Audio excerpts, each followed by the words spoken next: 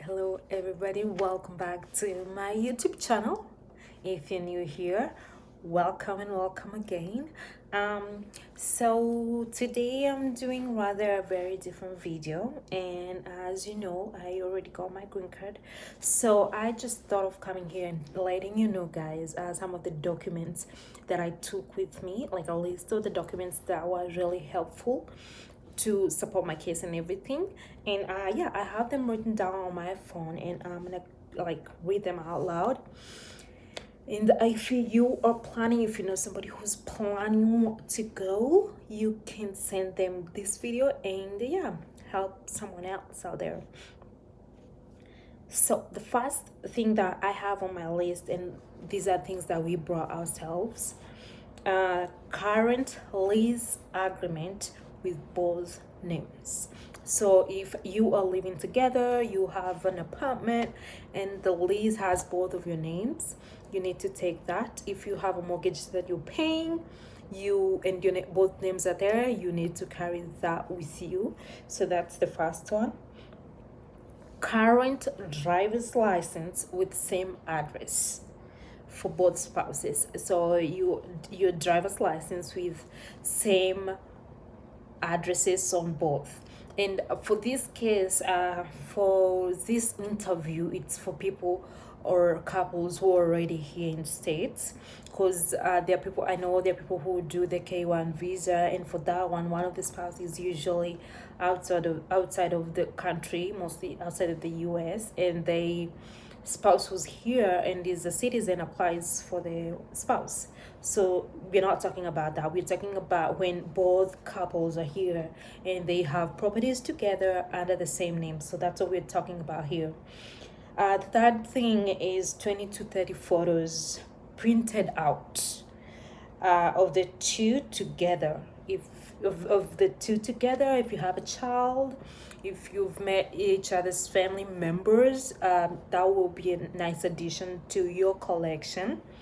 The other thing is 6 months of bank statements with, well, not just bank statements, but joint bank statements.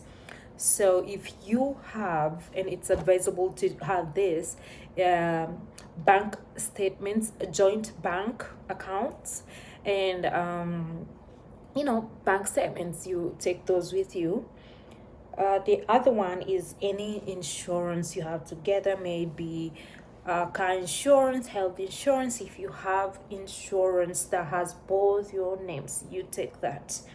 And the other thing is bills, the bills that you pay together that have both your names. Like, for example, maybe utility bills, maybe phone bill has both of your names, maybe electricity bill has both your names, gas bill has both your names, Wi-Fi, just about any bill that you pay and has both your names. I think the essence of this is having you two, the spouses, having things together, documents. The other list of things that you need is interview notice, the paper you get for in the mail that tells you the date and time of your interview. You need to take that with you. The other one is your sealed medical exam. That one you go to a civil surgeon, they do everything that they need to do, they know what they're supposed to do. And yeah, I'm gonna do another video about that separately. So you need to get that. It should be sealed with a date on and a stamp from the civil surgeon. The other one is your passport. If you are the petitioner, I think, if I'm not wrong, yeah, if you're the one getting the green card, you need your passport from where you were born. Like, yeah, the current one, expired one, they need all that. Your work permit, current and expired, you need to get your work permit and take it with you. Your birth certificate, this is for the petitioner, you need your birth certificate. Your marriage certificate, you're married, that's why you're getting the green card, they need the marriage certificate. If you have a child, you need the child's birth certificate if they were born here. I don't know about like kids who are not born here, but if you have a child who was born here, you need their birth certificate. If either of the spouse has been married before and divorced, you need those divorce papers. If one of the spouse has custody of a child, you need those custody papers too of that child. Yeah, and your visa information, the visa that it came with, that information, you need to take that with you. And your spouse's birth certificate, if he or she is a US citizen, they need something to verify that he is a US citizen. And one of the ways that people become citizens here is through birth. And when somebody is born here, they get a birth certificate. So they need something that shows that that person was born here. So birth certificate, passport, just yes, so long as they're citizens, they need information on that. I don't think there's anything else, but the most important thing is getting things that have both your names, that shows your marriage is legit.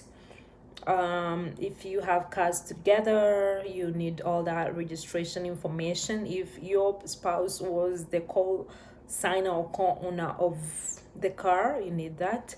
If you guys have properties together, you need that to support your case.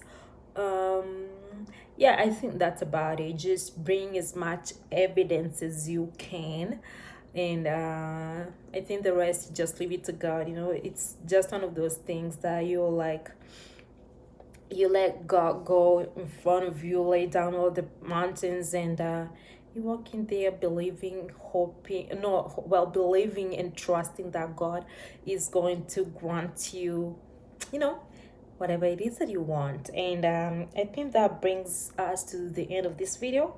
It's a short video. It's not gonna be more than 10 minutes anyways. So this is the end of this video. I'm gonna do a video on the medical, and that's some of the things that they're gonna check and everything. So I think this is it.